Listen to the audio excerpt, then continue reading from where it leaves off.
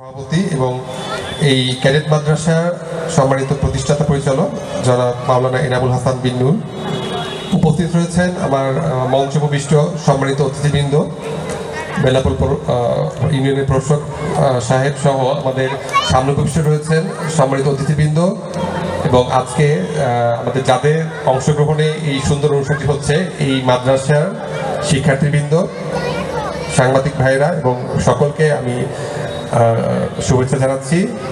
আসসালামু আলাইকুম। আমি প্রথমেই শুকরিয়া আদায় করছি মহান আল্লাহ তাআলার, আলহামদুলিল্লাহ যে সুন্দর একটা প্রোগ্রামে আমি আসতে পেরেছি। আমি একটা বিষয় সত্যি কথা বলি, এই ধরনের প্রোগ্রাম এই বেনাপোলে সাথে আমি 1 বছর হয়েছে আমি এসেছি, কিন্তু এই ধরনের সিরাত ফেস্টিভ্যাল প্রথমে যখন আমাদের মাওলানা সাহেব আমাকে ফোন দিলেন, আমি প্রথমেই এক কথায় রাজি হয়ে গেলাম। আমি সিরাত ফেস্টিভ্যাল কখনো এখানে আমি দেখিনি, এই ধরনের প্রোগ্রাম এত সুন্দরভাবে আয়োজন এটা হয়নি। আমার মনে হয় একটা এত সুন্দর অর্গানাইজ ইসলামিক একটা প্রোগ্রাম এবং এটা সাথে অত্যন্ত আধুনিকতার সংমিশ্রণে এত সুন্দর একটা প্রোগ্রাম আমাদের এখানে আগে কখনো হয়নি।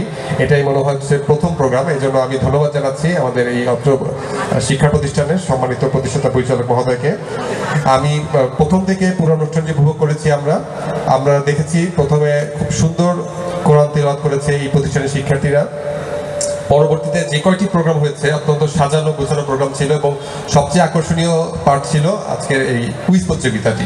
আমি নিজেকে যাচাই করছিলাম যে আমি নিজে কতগুলো প্রশ্ন উত্তর পারি এবং আলহামদুলিল্লাহ বেশ কয়েকটা জিনিস আমারও জানা ছিল না, আমি আজকে জানতে পেরেছি।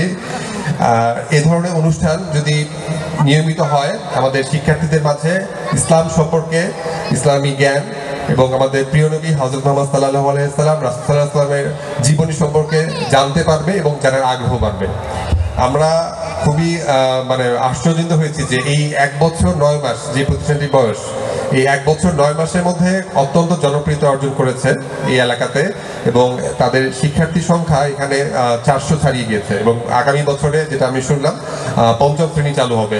তা আমরা আশা করছি এখানে শুধু 5ম শ্রেণী না, এখানে একদম 10ম শ্রেণী পর্যন্ত চালু হোক এবং এখানে বেনাপোলে একটি প্রতিষ্ঠিত, আমরা আশা করছি শুধু বেনাপোলে না সারা বাংলাদেশেও এই প্রতিষ্ঠানটিকে এক নামে সারা বাংলাদেশের মানুষ চিনবে।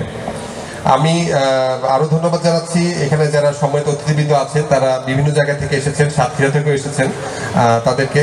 এবং আমি যেটা শুনতে পেলাম যে আমাদের ঈশার নামাজে পরে আরো কিছু অনুষ্ঠান রয়েছে, সেখানে পুরো মাঠ ভরে যাবে। আমরা মনে হয় ঈশার নামাজ না, এখনই পুরো মাঠ ভরে গিয়েছে। আমাদের জায়গা দিতে মনে হয় সমস্যা হয়ে যাবে যে এত লোক এখানে এসেছেন। তা আমার বক্তব্য আর বৃদ্ধি করব না। আমরা উপজেলা প্রশাসন এবং বেনাপোল পৌরসভার পক্ষ থেকে আমাদের এই মাদ্রাসার যে কোনো প্রয়োজনে আমরা সবসময় সাথে আছি, পাশে আছি ইনশাল্লাহ। আমরা সবসময় ইসলামের সাথে আছি এবং যে কোনো বিষয়ে আমরা আপনাদের এই মানুষের জন্য, আমাদের ছাত্রছাত্রীদের জন্য আমরা চেষ্টা করব ভালো কিছু করার ইনশাল্লাহ।